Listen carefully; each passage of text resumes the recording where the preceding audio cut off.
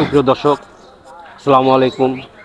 আমরা আজকে একজন মানুষ যিনি অভিনয় মন প্রাণ দিয়ে করে আপনাদের মন জয় করেছেন, এমনি একজন কমেডি কিং, একজন সুপার হিরো, যিনি বেশ কিছু নাটক এবং সিনেমাতে অভিনয় করে আপনারা ওনাকে যারা ভালোবাসেন, আজকে উনি কথা বলবেন। ওনার সামনে একটি আপকামিং সিনেমা একটি মুক্তি পাচ্ছে, এই সিনেমার বিষয়ে আজকে দর্শকদের সাথে কথা বলবেন। প্রিয় দর্শক, আসসালামু আলাইকুম। আপনাদের সবার প্রিয় শাবনুর রতন, চলচ্চিত্র অভিনেতা। আপনারা সবাই আমাকে ভালোবাসেন, আমি জানি। তো আপনাদের ভালোবাসাটা যেন সারা জীবন রাখতে পারি, আপনাদের বেশি বেশি করে হলে এসে ছবি দেখতে হবে। আগামী মাসের 17 তারিখে আমার একটি ছবি রিলিজ, বাপজান। ওই ছবিতে আমি কমেডি চরিত্র করেছি। অনেক সুন্দর, ভালো একটা গল্প, ভালো একটা ছবি, ভালো ক্যারেক্টার করেছি। তা আপনারা সবাই হলে এসে ওই ছবিটি দেখবেন। এটা হলো আমাদের সরল হাসমত ভাইয়ের প্রযোজনা ছবিটা। তো আপনারা সবাই হলে আসবেন, এই ছবিটা দেখবেন, এটা আমার রিকোয়েস্ট। আপনারা হলে আসলে কিন্তু আমাদের ছবিগুলো ভালো চলবে এবং আমাদের শিল্পীদের সার্থকতা। 90 দশকে যেমন হল ভেঙে ফেলেছে, হলে অনেক লোক আসছে সিরিয়াল ধরে ছবি দেখছে। আমরা চাচ্ছি যে এই সোনালী যুগে আবারও সেই 90 দশক ফেরত চলে আসেন। আর 90 দশক ফেরত আনতে হলে আপনাদের মতন দর্শক হলে আসতে হবে। হলে এসে ছবি দেখলে আমরা ভালো ভালো ছবি বানাতে পারবো এবং ভালো ছবি উপহার দিতে পারবো। তো যাই হোক, সুন্দর একটা ছবি বানিয়েছে, আমি ছবিটা দেখেছি আমরা এফডিসিতে।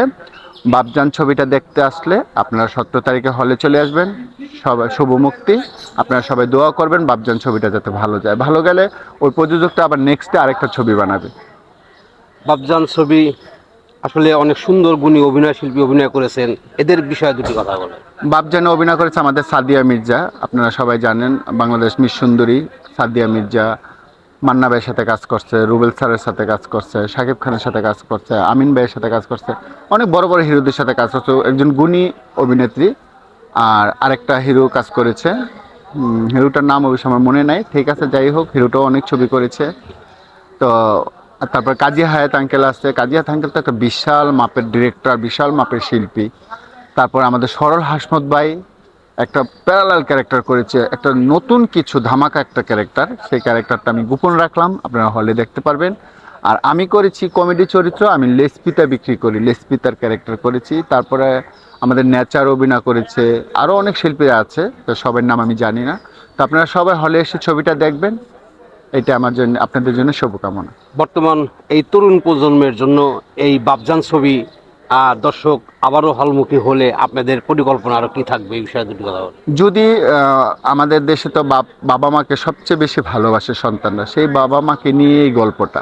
তো এই ছবিটা ভালো গেলে, আমাদের প্রথম সপ্তাহে যদি ভালো যায়, দেখি রিপোর্ট ভালো, পরের সপ্তাহে আমরা নতুন ছবির মহরত করব এবং শুরু করব। আরেকটা ছবি আছে, আমাদের শুটিং চলতেছে, ওইটা এখনো শেষ হয় না, যে কারণে বলছি না। ওই ছবিটা কাজ চলতেছে। তো আমরা অবশ্যই ভালো প্রোডাকশন, ভালো ভালো কাজ করব, যদি আপনারা ছবিটা আমাদেরকে একটু হিট করে দিতে পারেন। সরল হাসমত একজন গুণী অভিনয় শিল্পী, অনেক সুন্দর সুন্দর অভিনয় করে। আর বাপজান ছবিটি উনি নিজের সংস্থায় নিয়ে এসে অভিনয় করেছেন, এই বিষয়ে দুটি কথা বলে।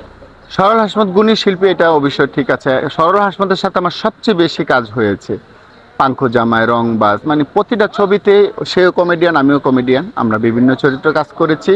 তো এই ছবিতে কিন্তু একটা ধামাকা ক্যারেক্টার, আমি আপনাদেরকে বলবো, সরল হাসমত নতুন একটা রূপে আসবে, সেটা আপনারা হলে গিয়ে দেখবেন। আমি মজাটা চলে যাবে দেখে আমি বললাম না ক্যারেক্টারটা। তা আপনারা সবাই কিন্তু হলে আসবেন। 17 তারিখ, আগামী মাসের 17 তারিখ শুভ মুক্তি আমাদের বাপজান ছবিটা। দর্শক, বাপজান ছবি কতটুকু হবে জানি না, আপনারা যদি সিনেমা হলে এসে বসে ছবি দেখেন, তাহলে এই শিল্পীরা তাদের অভিনয়ের সার্থকতা বুঝতে পারবে। অভিনয় করা আর মানুষের মন জয় করা কি যে একটা কঠিন বিষয়, এটি আপনারা অনেক ভালো করেই জানেন। তাই আপনাদের বলবো, আপনারা আসবেন, ছবি দেখবেন, আর এই বাপজানের জন্য আপনারা চেষ্টা করবেন এই ছবিটি যেন খুব দ্রুত আলোর মুখ দেখে আপনাদের মনের এন্টারটেইনমেন্ট দিতে পারে। ভালো থাকবেন, সুস্থ থাকবেন, আর নিয়মিত হলে গিয়ে বসে বাংলা সিনেমা দেখবেন, আর এই শিল্পীদের পাশে দাঁড়াবেন। আজকের মতোই আল্লাহ হাফেজ। সবাই ভালো থাকেন, আসসালামু আলাইকুম। Thank you.